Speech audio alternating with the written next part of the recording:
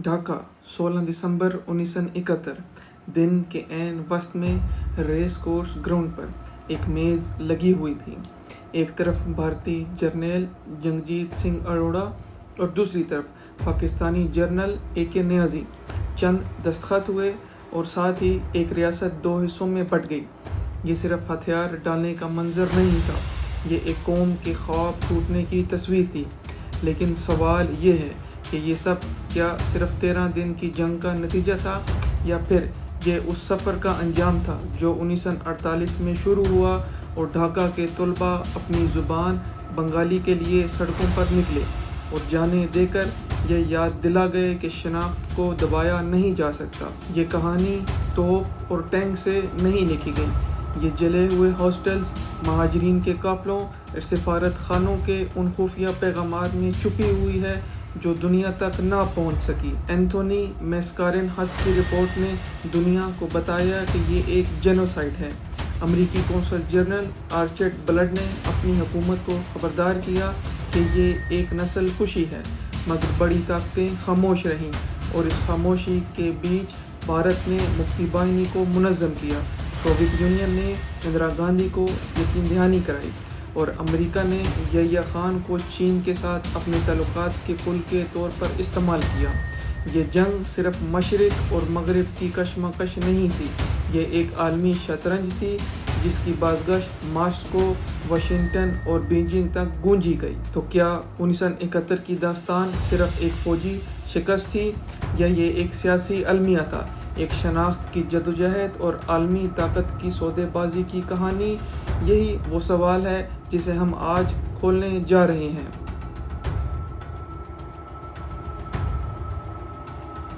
कैसे हैं my curious fellow? मैं हूं मौज़म अलवी और आप देख रहे हैं मौज़म इनसाइट। पाकिस्तान के क़याम के फ़ौरन बाद ही एक बुनियादी सवाल उभरा कि क्या ये मुल्क एक 2000 किलोमीटर के फासले पर बसने वाले दो खित्तों मशरिक़ और मगरबी पाकिस्तान को एक ही रियासती ढांचे में इंसाफ और बराबरी दे सकेगा?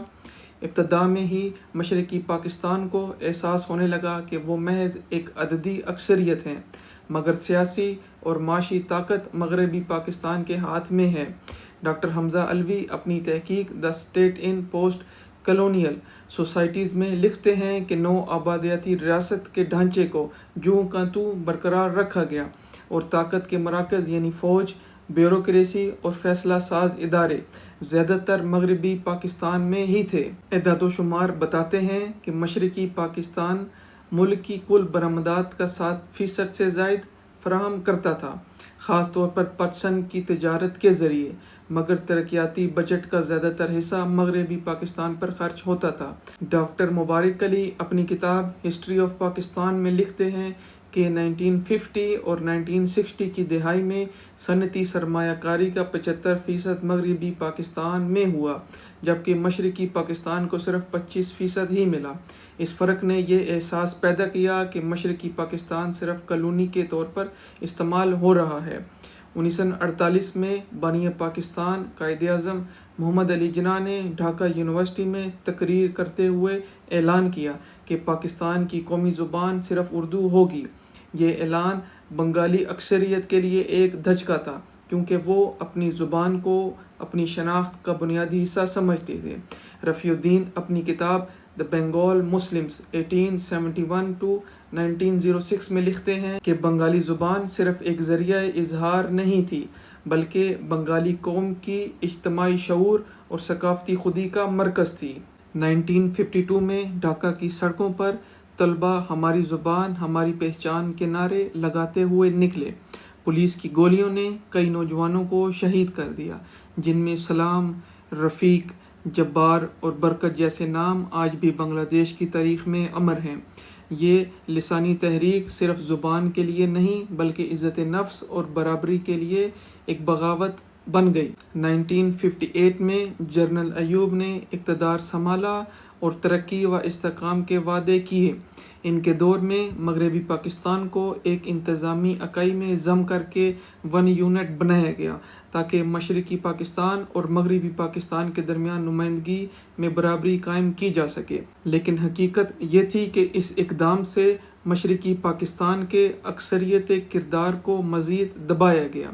ایوب خان کے معاشی ماڈل کو ترقی کا اشرہ کہا گیا، مگر اس ترقی کا فائدہ زیادہ تر مغربی پاکستان کو ملا۔ معروف ماہر معاشیات محبوب الحق نے 1968 میں اپنی رپورٹ میں اعتراف کیا کہ ترقی کا بڑا حصہ چند خاندانوں اور مغربی پاکستان کے صنعتی مراکز تک محدود رہا۔ نتیجہ یہ ہوا کہ مشرقی پاکستان میں احساس محرومی مزید گہری ہوتی چلی گئی۔ قدرت اللہ شہاب اپنی خودنوشت شہاب نامے میں لکھتے ہیں کہ وفاق کے بیوروکریٹس کو یہ یقین تھا کہ اگر مشرقی پاکستان کو مکمل اختیار دے دیا گیا تو ریاست کا وجود خطرے میں پڑ سکتا ہے۔ یہی سوچ ہر سیاسی فیصلے کو سخت مرکزیت کی طرف لے گئی۔ اس کے برعکس مشرقی پاکستان کے عوام یہ محسوس کرتے رہے کہ ان کے ساتھ برابری کا نہیں بلکہ تابعداری کا سلوک کیا جا رہا ہے۔ 1947 سے لے کر 1970 تک کا یہ پورا عرصہ ایک ایسی خلیج کی تشکیل کا دور تھا جس میں زبان، معیشت، سیاست اور ثقافت سبھی عنصر شامل ہیں۔ رونق جہاں اپنی کتاب Pakistan failure in national integration 1972 میں لکھتی ہیں کہ پاکستان کے دو حصے ایک دوسرے کے قریب آنے کے بجائے ہر دہائی کے ساتھ مزید دور ہوتے چلے گئے۔ یوں 1970 تک پہنچتے پہنچتے ایک طرف مشرقی پاکستان اپنی اکثریت اور شناخت کی بنیاد پر اقتدار مانگ رہا تھا تو دوسری طرف مغربی پاکستان کے طاقتور ادارے اسے روکنے پر تلے ہوئے تھے۔ یہ وہ پس منظر تھا جس کے بعد 1970 کے عام انتخابات ایک فیصلہ کن موڑ ثابت ہوئے۔ 7 ستمبر 1970 کو ہونے والے عام انتخابات جو متحدہ پاکستان میں پہلی مرتبہ براہ راست انتخابات تھے میں آل پاکستان عوامی لیگ نے مشرقی پاکستان میں زبردست جیت حاصل کی۔ انتخابی نتائج کے مطابق عوامی لیگ نے مشرقی پاکستان کے جنرل سیٹس میں 160 میں سے 160 نشستیں حاصل کی اور 7 مخصوص خواتین کی نشستیں بھی جیتیں، یعنی کہ مشرقی پاکستان کی کل 167 نشستوں پر وہ کامیاب رہے، جس کی وجہ سے انہیں قومی اسمبلی میں اکثریت ملی۔ اس اکثریت کا مطلب یہ تھا کہ آئینی اور قانونی طور پر عوامی لیگ کو وفاقی حکومت بنانے کا مینڈیٹ ملا۔ قانونی فریم ورک آرڈر کے مطابق نئی منتخب اراکین قومی اسمبلی کو ایک مخصوص مدت کے اندر حلف اٹھانا تھا۔ اس پس منظر کو عوامی لیگ کی اکثریت کا عملی مطلب یہ تھا کہ شیخ مجیب الرحمان کو وزیر اعظم پاکستان بننا تھا، لیکن اس حقیقت کو مغربی پاکستان کے طاقتور حلقے قبول کرنے کو تیار نہیں تھے، کیونکہ عوامی لیگ کا ایجنڈا وفاق کو کمزور کرنے والا تصور کیا جاتا تھا۔ الیکشن کے فوری بعد جنرل آغا محمد یحییٰ خان نے قومی اسمبلی کے اجلاس کی تاریخ مقرر کی، مگر پھر 1 مارچ 1971 کو اسے مؤخر کر دیا گیا۔ یہ تاخیر مزید کئی تاخیروں میں بدلی جو کہ مشرقی پاکستان میں شدید غم و غصے کا سبب بنی۔ یحییٰ خان کے اس اقدام کو مشرقی پاکستان کی عوام نے جمہوریت کی ناکامی اور مشرقی اکثریت کی آئینی نمائندگی کی منسوخی کے طور پر لیا، اور اسی پس منظر میں نان کارپوریشن تحریک پھوٹ پڑی جس نے بعد ازاں حقیقت میں ادارہ جاتی تصادم کو تیز کر دیا۔ ذوالفقار علی بھٹو جو پورے مغربی پاکستان میں ایک مضبوط سیاسی قوت تھے نے الیکشن کے بعد ایک ایسے موقف کو فروغ دیا جو مشرقی اکثریت کے وفاقی کنٹرول پر خدشات کو اجاگر کرتا تھا۔ عام روایت کے مطابق بھٹو نے کہا یا اس کے بیان سے اخبارات نے شہ سرخی بنائی کہ ادھر تم ادھر ہم، یعنی کہ تم مشرقی پاکستان میں حکمرانی کرو، ہم مغربی پاکستان میں حکمرانی کریں گے۔ اس فکرے کی صداقت پر تاریخی بحث موجود ہے۔ بعض مورخین مثلاً اسٹینلے وولپرٹ اس رویے کی نمائندگی کرتے ہیں، جبکہ بعض تجزیہ نگار اور بعد کے حلقے اس عبارت کی اصل نسبت کو مشکوک قرار دیتے ہیں اور کہتے ہیں کہ یہ اکثر میڈیا یا بعد ازاں واقعات حوالہ جات کی تشریح کے نتیجے میں پھیلنے والا لیبل تھا۔ اس اختلاف رائے کا حوالہ تاریخی مباحث میں عام ہے۔ شیخ مجیب الرحمان کا 6 نکاتی ایجنڈا 5 فروری 1966 مشرقی پاکستان کی عوام میں وسیع مقبولیت کا باعث بنا، کیونکہ اس نے عملی طور پر مشرقی بازو کے لیے وسیع اختیارات اور کنٹرول کی مانگ رکھی۔ وہ 6 نکاتی ایجنڈے یہ تھے: وفاقی نظام اور عوامی نمائندگی کی بنیاد پر منتخب حکومتوں کو مقامی طور پر اختیارات دیے جائیں، وفاقی حکومت کے پاس صرف دفاع اور خارجہ امور رہیں، باقی اختیارات صوبائی اسمبلیوں کو منتقل کر دیے جائیں۔ مشرقی بازو کے پاس اپنی کرنسی، بینکنگ یا علیحدہ مالیاتی اختیار رکھنے کی مانگ کی گئی۔ خود مختاری کے تحت ٹیکس اور محصولاتی کنٹرول کا صوبائی اختیار بھی مانگا گیا۔ فورن ایکسچینج پر مشرقی بازو کا کنٹرول یا اس کے لیے ایک الگ نظام کی مانگ کی گئی۔ مشرقی بازو کے لیے علاقائی دفاعی فورس یا صوبائی ملیشیا کے قیام کا بھی مطالبہ کیا گیا۔ یہ نکات بنیادی طور پر وفاق کو کم کرنے اور مشرقی بازو کو حقیقی سیاسی و معاشی طاقت دلانے کا نقشہ تھا۔ اسی لیے مغربی فوج اور بیوروکریٹ حلقوں نے اسے وفاق کے ٹوٹنے کے خطرے کے طور پر دیکھا۔ الیکشن کے بعد فروری تا مارچ 1971 میں متعدد مذاکرات ہوئے۔ جنرل یحییٰ خان، ذوالفقار علی بھٹو اور شیخ مجیب الرحمان کے درمیان کئی ملاقاتیں ہوئیں، مگر نتیجہ خیز معاہدہ سامنے نہ آ سکا۔ بھٹو کی طرف سے غیر حاضر رہنے یا شرکت سے انکار، یحییٰ کا نشست مؤخر کرنا اور مشرقی عوام کی بڑھتی ہوئی بے اطمینانی نے صورتحال کو ایک ناقابل تلافی پوزیشن پر پہنچا دیا۔ اس سیاسی بندش نے مارچ کے اوائل میں طاقتور عوامی مظاہرہ اور پھر نان کارپوریشن تحریک کو جنم دیا، جو بعد ازاں فوجی crackdown operation Searchlight تک پہنچا، جو کہ 25 مارچ 1971 کو شروع ہوا۔ پاکستان کے ابتدائی ڈھانچے میں بیوروکریسی کو ریڑھ کی ہڈی سمجھا جاتا تھا، لیکن یہ بھی حقیقت ہے کہ اس ریڑھ کی ہڈی نے اکثر جمہوریت کے بجائے مرکزیت اور طاقت کے یک طرفہ تقسیم کو ترجیح دی۔ الطاف گوہر، جو ایوب خان کے قریبی بیوروکریٹ اور بعد میں ان کے ناقد بنے، اپنی کتاب Ayub Khan Pakistan's first military ruler میں لکھتے ہیں کہ بیوروکریسی کے ذہن میں ہمیشہ یہ خوف موجود رہا کہ صوبوں کو اگر زیادہ خود مختاری مل گئی تو ریاست ٹوٹ جائے گی۔ اسی لیے بیوروکریسی نے ہر سیاسی عمل کو اس زاویے میں دیکھا کہ مرکز کو کمزور نہ ہونے دیا جائے۔ یہی رویہ مشرقی پاکستان کے ساتھ بھی اختیار کیا گیا۔ مشرقی پاکستان کے نمائندوں کی شکایات کو سننے کے بجائے اکثر عوامی جوش یا علاقائی تعصب کہہ کر رد کر دیا جاتا۔ قدرت اللہ شہاب اپنی خودنوشت شہاب نامہ میں اشارہ دیتے ہیں کہ یحییٰ خان اور بعد میں ایوب خان کے ادوار میں فیصلہ سازی ہمیشہ مغربی پاکستان کے چند بیوروکریٹس اور جرنیلوں کے ہاتھوں میں رہی اور مشرقی پاکستان کو قومی سلامتی کے خطرے کے پیراۓ میں دیکھا جاتا تھا، نہ کہ برابری کے شرکت دار کے طور پر۔ فوجی جرنیلوں کے رویے نے بھی بحران کو شدید کیا۔ جنرل یحییٰ خان نے صدر کے طور پر ریاست بچانے کے دعوے دار پالیسی اپنائے ہوئے تھے، مگر عملی طور پر وہ مسلسل تذبذب کا شکار نظر آتے تھے۔ جنرل ٹکا خان، جنہیں بچر آف بنگال کہا گیا، مشرقی پاکستان میں سخت فوجی کارروائی کے حامی تھے۔ جنرل مطیع الرحمان، جو کہ ایک بنگلہ دیشی جنرل اور مصنف تھے، اپنی کتاب Bangladesh liberation war documents and records, Dhaka 1982 میں لکھتے ہیں کہ ٹکا خان نے شیخ مجیب الرحمان کی تحریک کو صرف غداری کے زاویے سے ہی دیکھا اور طاقت کے بھرپور استعمال پر زور دیا۔ جنرل اے نیازی، جنہیں بعد میں سرنڈر کرنا پڑا، اپنی یادداشت دی بیٹریلز آف ایسٹ پاکستان میں لکھتے ہیں کہ مشرقی محاذ پر فوجی حکمت عملی میں شدید اختلافات تھے۔ وہ خود کو محدود وسائل کا شکار قرار دیتے تھے اور یہ الزام لگاتے تھے کہ یحییٰ خان اور GHQ نے حقیقت سے آنکھیں بند رکھی ہوئی ہیں۔ یہ اختلاف ایک مربوط حکمت عملی کو جنم نہ دے سکا، جس کا نتیجہ یہ نکلا کہ فوجی کارروائیاں مقامی عوام کے خلاف زیادہ اور سیاسی حل کے حق میں کم نظر آئیں۔ 1971 کے بحران میں ایک اور اہم پہلو میڈیا کی سینسرشپ تھی۔ پاکستانی پریس کو ریاستی ہدایت کے مطابق صرف سرکاری بیانیہ چھاپنے کی اجازت تھی۔ بنگالی اخبارات کو سخت نگرانی میں رکھا گیا، کئی اخبارات بند کر دیے گئے اور غیر ملکی صحافیوں کو ڈھاکہ سے نکالنے یا ان کی رپورٹنگ کو محدود کرنے کی کوشش کی گئی۔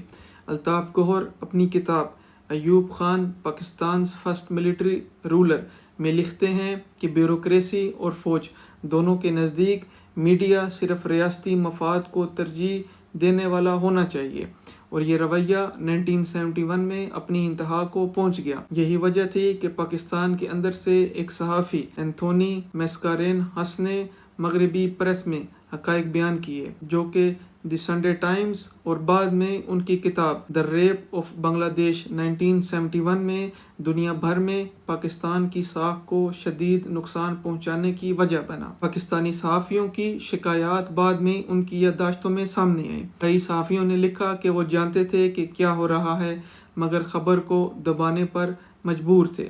یوں بیوروکریسی کی ضد، فوجی جرنیلوں کے باہمی اختلافات اور میڈیا پر سینسرشپ نے مل کر ایک سیاسی عدم برداشت کی ایسی فضا پیدا کی جس نے کبھی بھی اس سیاسی ماحول کو پرامن تصفیے کے طور پر حل کرنے کا موقع نہ دیا۔ قدرت اللہ شہاب اپنی کتاب شہاب نامہ میں لکھتے ہیں کہ مشرقی پاکستان کے عوام کا مقدمہ کبھی صحیح معنوں میں مرکز تک پہنچ ہی نہ سکا، کیونکہ پہنچنے سے پہلے ہی وہ بیوروکریسی اور جرنیلی کمرے میں تعصب کی گرد میں دبا دیا جاتا تھا۔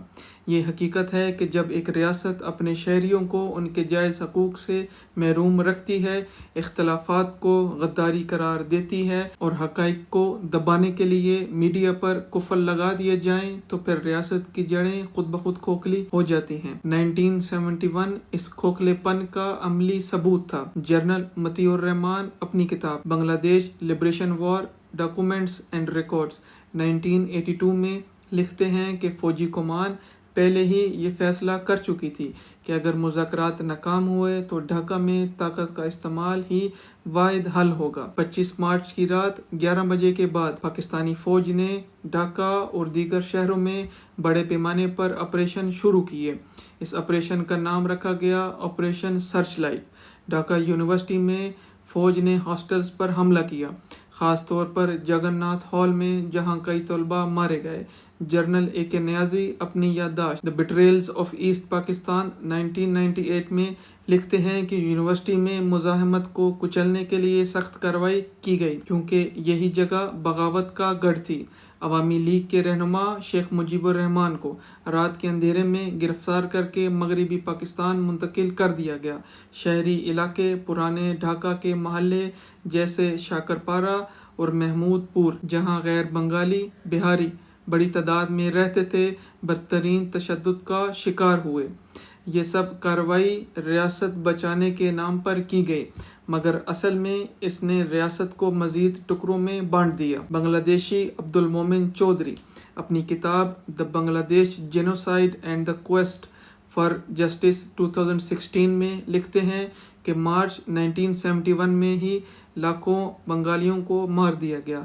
جنرل اے کے نیازی اپنی کتاب دی بیٹریلز آف ایسٹ پاکستان میں اس تعداد کو بہت کم بتاتے ہیں اور کہتے ہیں کہ لاکھوں افراد کا مارا جانا ایک مبالغہ آرائی ہے، جبکہ غیر ملکی صحافی اینتھونی میسکارینہس، جو پہلے پاکستانی اخبار مارننگ نیوز سے وابستہ تھے، نے دی سنڈے ٹائمز لنڈن 13 جون 1971 میں اپنی رپورٹ میں لکھا: I saw cities burning, I saw towns smashed, I saw countless corpses and rivers choked with the death۔ بعد میں ان کی کتاب دی ریپ آف بنگلہ دیش 1971 میں یہ دعویٰ کیا گیا کہ یہ ایک منظم نسل کشی یعنی جینوسائیڈ تھی۔ امریکی قونصل جنرل برائے ڈھاکہ آرچر برڈ نے واشنگٹن کو اپنے مشہور بلڈ ٹیلی گرام اپریل 1971 میں لکھا کہ یہ کارروائی سلیکٹیو جینوسائیڈ ہے اور امریکی حکومت اس پر آنکھیں بند کی ہوئی ہے۔ سری ناتھ راگھو اپنی کتاب 1971 global history of the creation of Bangladesh 2017 میں لکھتے ہیں کہ آپریشن کے بعد لاکھوں لوگ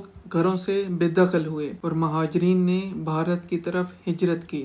ہندوستانی حکومت کے مطابق 10 ملین مہاجرین نے مشرقی سرحد پار کر کے یہ ہجرت کی اور بھارت کے لیے سیاسی اور اقتصادی دباؤ کی وجہ بنی۔ ان مہاجرین نے مغربی بنگال اور آسام جیسے صوبوں کی معیشت اور سماج پر ایک گہرا اثر ڈالا۔ اندرا گاندھی نے اس بحران کو محض انسانی مسئلہ نہ سمجھا، بلکہ اسے ایک انسانی، سیاسی اور سفارتی ہتھیار بنایا۔ انہوں نے کہا: "We can't bear the burden alone. This is not only India's problem. It is the world's responsibility." Operation search light نے یہ واضح کر دیا کہ وفاق اب مذاکرات کے بجائے طاقت سے چلایا جا رہا ہے۔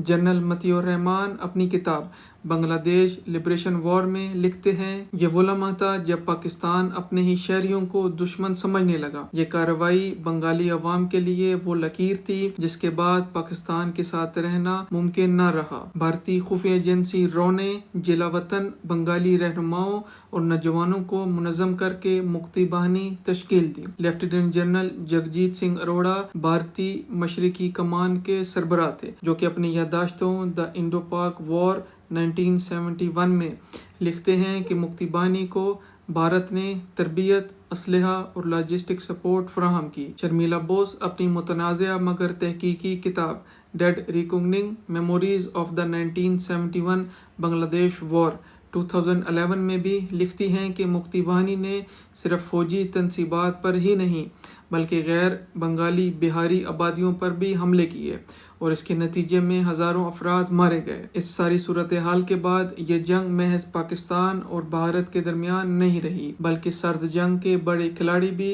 اس میں براہ راست شامل ہو گئے۔ امریکی صدر رچرڈ نکسن اور وزیر خارجہ ہنری کسنجر نے پاکستان کو اپنا قریبی اتحادی سمجھا، کیونکہ اسلام آباد ہی کے ذریعے چین کے ساتھ خفیہ سفارتی رابطے ہو رہے تھے۔ گیری جیبس دی بلڈ ٹیلی گرام 2013 میں تفصیل سے بتاتے ہیں کہ امریکہ جانتے بوجھتے ہوئے بھی پاکستانی فوج کے مظالم پر خاموش رہا۔ آرچر بلڈ کا مشہور بلڈ ٹیلی گرام اپریل 1971 اسی پالیسی کے خلاف ایک احتجاج تھا۔ سوویت یونین نے اس وقت بھارت کا ساتھ دیا۔ اگست 1971 میں Indo Soviet treaty of peace, relationship and cooperation پر دستخط ہوئے، جس کے تحت ماسکو نے بھارت کو یقین دلایا کہ اگر امریکہ یا چین مداخلت کریں گے تو سوویت یونین بھارت کے ساتھ کھڑا ہوگا۔ چین پاکستان کا اتحادی تھا مگر اس وقت امریکہ کے ساتھ اپنے تعلقات بحال کرنے کے لیے محتاط رہا۔ چینی قیادت نے زبانی حمایت تو کی لیکن براہ راست فوجی مدد نہ کی۔ اینڈریو اسمال اپنی کتاب دی چائنا پاکستان ایکسس 2015 میں بیجنگ نے صرف سفارتی دباؤ ڈالا مگر عملی مداخلت سے گریز کیا۔ اندرا گاندھی نے نومبر 1971 میں یورپ اور امریکہ کا دورہ کیا۔ 3 دسمبر کو پاکستان نے بھارت کے ہوائی اڈوں پر حملہ کر کے باضابطہ جنگ شروع کر دی۔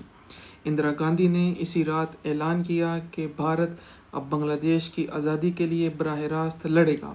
لیفٹیننٹ جنرل اے کے نیازی اپنی کتاب دی بٹریلز آف ایسٹ پاکستان 1988 میں لکھتے ہیں کہ بھارتی فوج اور مکتی باہنی کی مشترکہ کارروائیوں کے مقابلے میں مشرقی پاکستان کی فوج انتہائی کمزور تھی، سپلائی لائن کٹ چکی تھی اور عالمی سیاست نے بھارت کے ہاتھ مضبوط کر دیے تھے۔ امریکہ نے پاکستان کے حق میں دباؤ ڈالنے کے لیے اپنا بحری بیڑا USS انٹرپرائز خلیج بنگال بھیجا مگر سوویت یونین نے اپنے جہاز بھیج کر توازن قائم کر دیا۔ اس طرح عالمی طاقتوں کا ٹکراؤ بھی اس خطے میں نظر آیا۔ اسٹینلے وولپرٹ اپنی کتاب ذوالفقار علی بھٹو آف پاکستان میں لکھتے ہیں کہ 3 دسمبر کو پاکستانی فضائیہ نے مغربی پاکستان کے ہوائی اڈوں پر حملہ کیا۔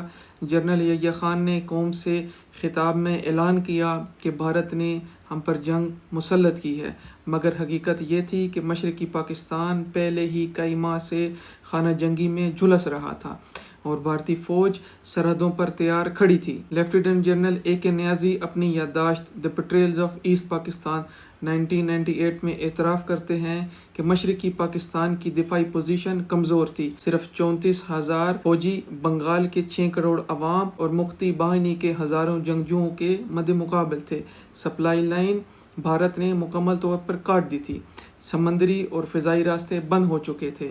بھارتی فوج نے مکتی باہنی کے ساتھ مل کر کثیر الجہتی حملے کیے جنہیں روکنے کے لیے جنرل اے کے نیازی کے پاس نہ افرادی قوت تھی نہ ساز و سامان۔ جنرل اے کے نیازی مزید لکھتے ہیں کہ میں نے مرکز کو کئی بار کہا کہ اب مشرقی پاکستان کا دفاع ممکن نہیں مگر ہمیں ڈٹے رہنے کا حکم ملا۔ شری ناتھ راگھو اپنی کتاب a global history of the creation of Bangladesh 1971 میں لکھتے ہیں کہ بھارتی فوج نے 3 اطراف، شمال میں میگھنا ریور لائن، مشرق میں چٹاگونگ اور مغرب میں جیسور کھولنا کے مقام پر حملہ کیا، جبکہ مکتی باہنی نے ان حملوں میں رہنمائی اور انٹیلیجنس فراہم کی۔ یوں پاکستانی فوج کو شہر بہ شہر پیچھے ہٹنا پڑا۔ 10 دسمبر تک بھارتی فوج نے ڈھاکہ کا محاصرہ شروع کر دیا۔ جنرل اے کے نیازی اپنی کتاب میں لکھتے ہیں کہ اس وقت تک خوراک اور گولہ بارود دونوں ختم ہو چکے تھے اور فوج تھکن اور بھوک سے لڑنے کی سکت کھو رہے تھے۔ شرمیلا بوس اپنی کتاب ڈیتھ ریکگننگ میں لکھتی ہیں کہ مکتی بانی کے دستے ڈھاکہ میں داخل ہوئے تو غیر بنگالی بہاری آبادی پر انتقامی حملے ہوئے اور فوج یہ حملے روکنے سے قاصر تھی۔ 16 دسمبر کی دوپہر کو ریس کورس گراؤنڈ میں جنرل اے کے نیازی نے بھارتی جرنیل جگجیت سنگھ اروڑہ کے سامنے ہتھیار ڈال دیے۔ 90,000 فوجی قیدی بنے، جو کہ دوسری جنگ عظیم کے بعد سب سے بڑا سرنڈر تھا۔ اسٹینلے وولپرٹ اپنی کتاب ذوالفقار علی بھٹو آف پاکستان میں لکھتے ہیں کہ نیازی نے ہتھیار ڈالنے کے بعد کہا، I have done my duty as a soldier. History will judge the rest. مگر جگجیت سنگھ اروڑہ اپنی یادداشتوں The Indo-Pak War 1971 میں لکھتے ہیں کہ یہ محض ایک فوج کی شکست نہیں تھی، یہ ایک نئی قوم کی پیدائش تھی۔ اسلام آباد میں یحییٰ خان نے اقتدار چھوڑنے کا اعلان کیا اور 20 دسمبر کو ذوالفقار علی بھٹو نے اقتدار سنبھالا۔ وولپرٹ لکھتے ہیں کہ بھٹو جب سلامتی کونسل کی میٹنگ سے اٹھ کر باہر گئے تو ان کے الفاظ یہ تھے، I am going to my people to be destroyed, devastated and broken Pakistan۔ اقوام متحدہ کے مطابق لاکھوں لوگ اس جنگ اور خانہ جنگی میں مارے گئے، جبکہ 1 کروڑ افراد پناہ گزین بنے۔ رونق جہاں اپنی کتاب Pakistan failure in national integration 1972 میں لکھتی ہیں کہ سقوط ڈھاکہ محض سیاسی یا فوجی شکست نہیں تھی، بلکہ ایک اسٹیٹ فیلئر کی سب سے بڑی مثال تھی۔ یہ وہ نقصان تھا جسے گننے کے لیے کوئی حسابدان آج بھی تیار نہیں، لیکن کہانی صرف نقصان کی نہیں ہے۔ مشرقی بنگال کے لوگوں نے ایک نئی شناخت پائی، ایک نیا پرچم اور ایک نیا وطن بنایا۔ دنیا نے پہلی بار قریب سے دیکھا کہ جب ایک قوم اپنے وجود کو تسلیم نہ کرائے تو وہ سینہ تان کر الگ راستہ بنا لیتی ہے۔ لیکن ہم نے اس سے کیا سیکھا؟ یہ سبق کہ مینڈیٹ کی بے توقیری قوموں کو تقسیم کر دیتی ہے۔ یہ سبق کہ مرکزیت اگر انصاف کے بغیر ہو تو محرومی بغاوت میں ڈھل جاتی ہے۔ یہ سبق کہ بندوق جب سیاست کی جگہ لے لے تو نتیجہ سرنڈر ہی ہوتا ہے۔ یہ سبق کہ دنیا کے بڑے کھلاڑی اپنے مفاد کے لیے انسانی المیوں کو پس پش ڈال دیتے ہیں، اور یہ سبق بھی کہ تاریخ اگر چھپائی جائے تو کل کے بچے اسے سوال بن کر دوبارہ سامنے لے آتے ہیں۔ آج پاکستان کے لیے یہی اصل اسباق ہے کہ اگر ہم چاہتے ہیں کہ یہ سرزمین پھر سے ٹوٹنے کی آہٹ نہ سنے تو ہمیں لازماً عوامی فیصلوں کا احترام کرنا ہوگا، وسائل کی منصفانہ تقسیم اور صوبوں کی خود مختاری کو حقیقت بنانا ہوگا، فوج اور سیاست کے درمیان لکیر کو مضبوط کرنا ہوگا، صحافت اور تاریخ کو قید سے آزاد کرانا ہوگا، اور جہاں ظلم ہوا ہے وہاں سچ کو تسلیم کر کے آگے بڑھنا ہوگا۔ 1971 کی کہانی ایک شکست کی کہانی نہیں ہے، یہ ایک آئینہ ہے۔ اس آئینے میں ہمیں اپنا ماضی بھی دکھائی دیتا ہے اور مستقبل بھی، لیکن سوال یہ ہے کہ کیا ہم اس عکس کو پہچانتے ہیں یا پھر ہم ایک اور دھن کا انتظار کر رہے ہیں؟